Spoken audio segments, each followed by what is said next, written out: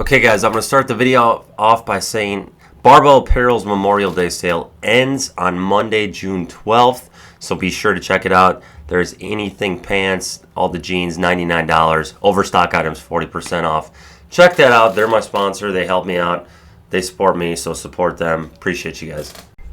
Okay guys, so today I want to talk about one of the biggest mistakes I see people make in the deadlift. So I just kind of got reminded of this because one of my guys, he was doing this, and I was like, man, you could be so much stronger if we corrected this. I've actually had a couple guys recently where I was working on correcting this with them, and it's really one of the biggest things that could be holding your deadlift back. So what I'm talking about is when someone is setting up for a deadlift, their positioning as far as they squat down into the rep too much. They sit back too much, might be a better way of saying it. So I often see guys kind of sit back on the deadlift before they pull. And what that does is it throws off their leverages to where there's a lot of horizontal motion off the floor. So you'll see some horizontal motion where the bar is drifting forward and back, and the bar has to get pulled back in before it starts moving up.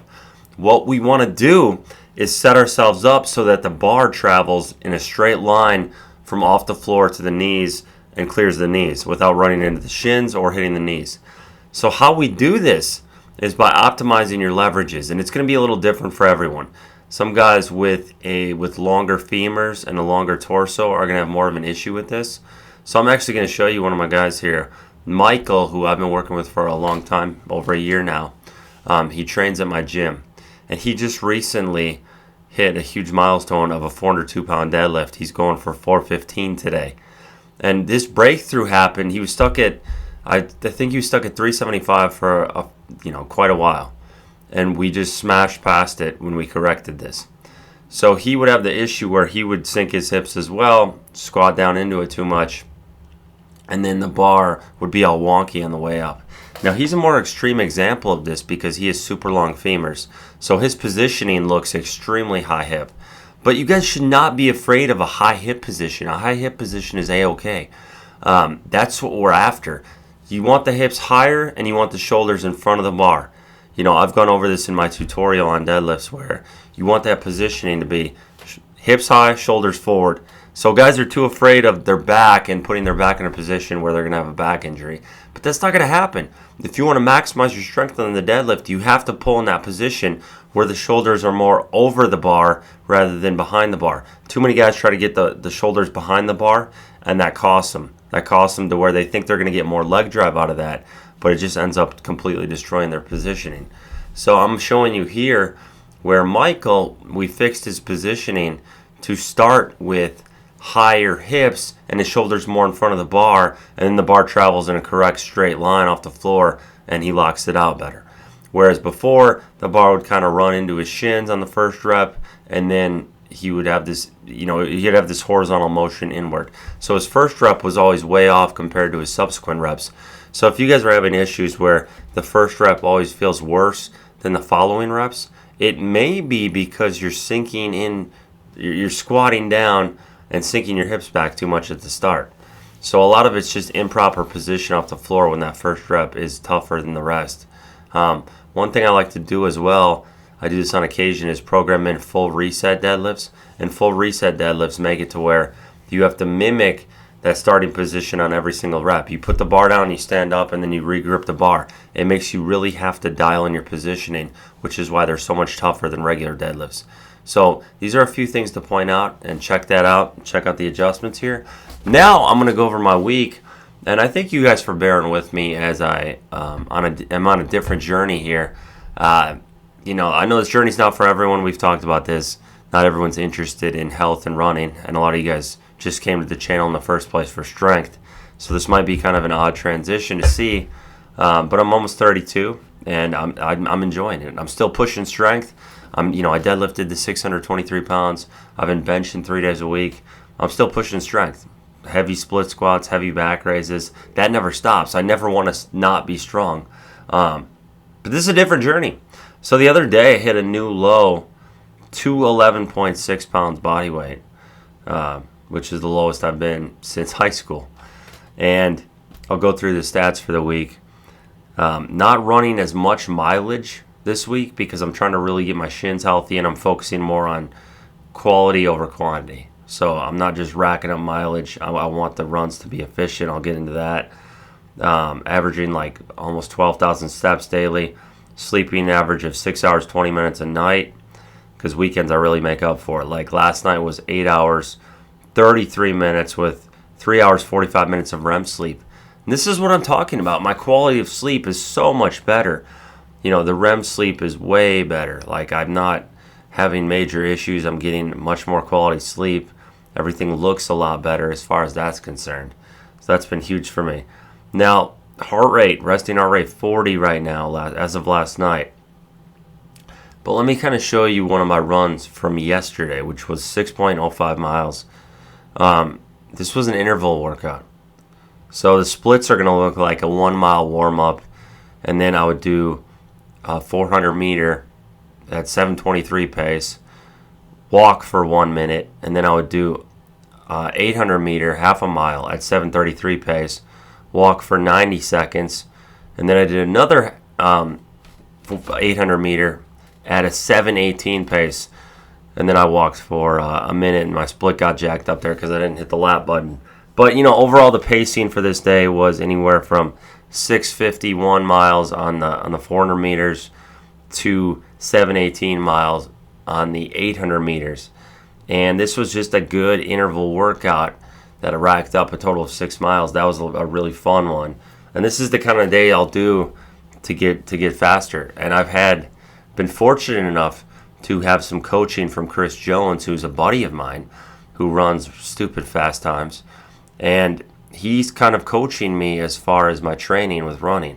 And this is why, you know, everybody needs a coach, I feel like, as far as an accountability aspect, someone to report to, and then someone to kind of make sure you're dialed in to where you want to go. Coaching, the thing about it is it's accountability, guys. It's accountability to stay the course. It's accountability to avoid crucial mistakes. They'll kind of steer you in the right direction. They'll tell you, you know, the proper way to set things up, and that's the same way with the running. So he's helped me with that. And this is another example. I'll go back to a couple days ago. This was more of another interval type workout, structured a little differently, but same kind of premise. So I would start out here. Let's go back. I will find it. Okay, so here we go. So this was another example. Basically 0.6 miles I'd do at a faster pace, 8:39, and then I would do a slower pace, 0.6 miles, 9:17. So I wasn't exactly hitting my splits perfectly, but it was just, there'd be a faster 0.6 miles and then a slower 0.6 miles.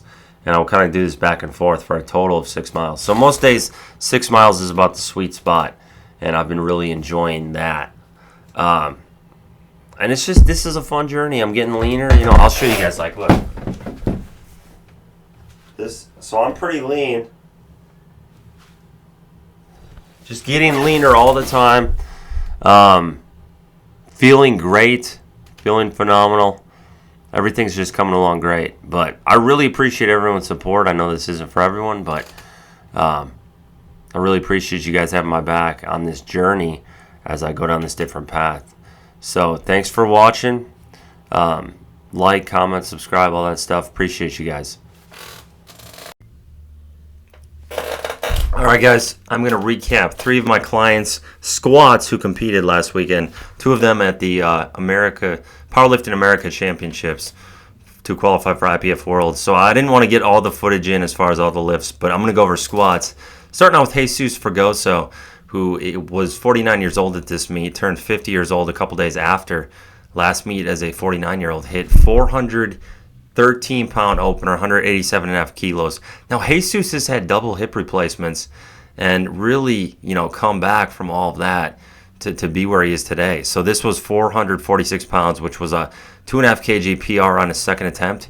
He had hit 450 in training and 415 for 4. So we wanted a little more. We wanted 463 on the third, which you're going to see wasn't quite there, albeit it was really close. And he works his butt off. This guy is all about it. He lives it. He works hard, harder than anybody. And I'm really proud of him, despite that, the third not quite being there. But we have a good game plan. We're going to do more unilateral work and try to even out the hips, and that should help at his next meet. So you're going to see the 463 here. He gave it a fight. It was really close. I think 457.5 would have been there, but there are no do-overs in powerlifting, so it's just one of those things where coming into the day, the goal was 463, and we just overshot it by a smidge. But he gave it a heck of a grind. And that right hip, just, he tried to shift over to that right hip and take it all, but we'll get the left hip stronger. We'll get the left side evened out and fix that at the next meet in Mongolia for IPF Worlds. Now, Roland Hoskins, 16 years old. I've been training Roland for over a year, and he put quite a bit of weight on coming into this meet. So he got up from about 200 pounds to 215 pounds body weight. He's really getting those teenage gains, which is one of the reasons as a teenager, just let your weight kind of shoot up, let your body weight shoot up as a young guy. And he opened at his PR from the last meet of 402. So we went up to 195 to 430 pounds, which he had hit up to 200 kg, 441 pounds in training. And you're going to see he smashes this. So, reiterating on that, I think it's good being a lighter body weight as far as from a health standpoint. But at 16 years old, even upwards of like 25 up to that age, I would bulk up, guys. I would let your body kind of do its thing and maximize that strength. Take advantage of it. I know I did in my, teens and 20s. I just ate a bunch and bulked up, and that's why he was able to put 50 pounds on a squat here, as you're going to see with the 205, 452-pound squat for his third. So pretty ridiculous strength gains. He's a hard worker as well, very hard worker. All these guys, I have to give them the credit they're due because they all stuck to the game plan and worked hard and knocked it out of the park. The last guy you're going to see here is Frane, who's doing a meet in Croatia. We've been working together about 15 weeks. Then he came to me with a 230 kilo, 507-pound squat. Here you're going to see him opening with 496 pounds, 225 kg. Good depth, and he smashes that one. So on the second, we jumped to 524 pounds, 237.5 kg, which he also gets, albeit I think he got one red on this for depth. But in training, we had hit 529. So, 529 pounds, 240 kg for a big PR. And that one was a little tougher, so we went to 540 pounds, 245 kilos on the last one, which is kind of zoomed far away. So he got called for depth here, which to me it looked like a good lift. It looked like good depth, but I know I'm not making the calls always, so it's not up to me. But still, I'm pretty happy with this, considering it was 15 kilos over the best he had done coming into this. So you be the judge as far as the depth. I thought it was buried, but they were very strict with judging at this meet. It was a very fast-paced meet. But that's a recap of their squats. We'll do the rest later. All right, guys. So today we have passion fruit Gatorade. This is a favorite of Bill over here. Not really. I don't think he's ever had it, but it is also called Maracuya. So I've always known passion fruit as lilikoi in Hawaiian. I don't know what Maracuya is, but we're gonna give this a shot here. Freaking delicious food review, even though it's not really a food, it's more of a beverage, but still acceptable. Okay. All right. It does not smell bad. It smells like fake fruit, but kind of passion fruit. So we're gonna give this a shot here. Bob's up.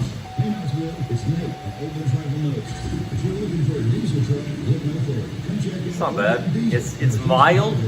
It does taste like passion fruit juice. Very similar to Hog, passion orange guava juice you can get in Hawaii. Tastes pretty similar to that. Not real strong. It's a solid Gatorade flavor. Like, I'd give it a 7 out of 10.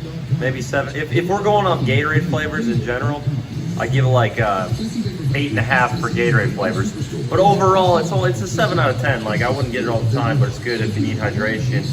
And if you need a massive influx of sugar, it's really good for that and carbs and stuff. So, it's also got the dyes in here. We got the yellow 5 and red 40, so it's all the good stuff. But Yeah, 7 out of 10. If you're gonna drink Gatorade, worth the shot. Otherwise, skip it.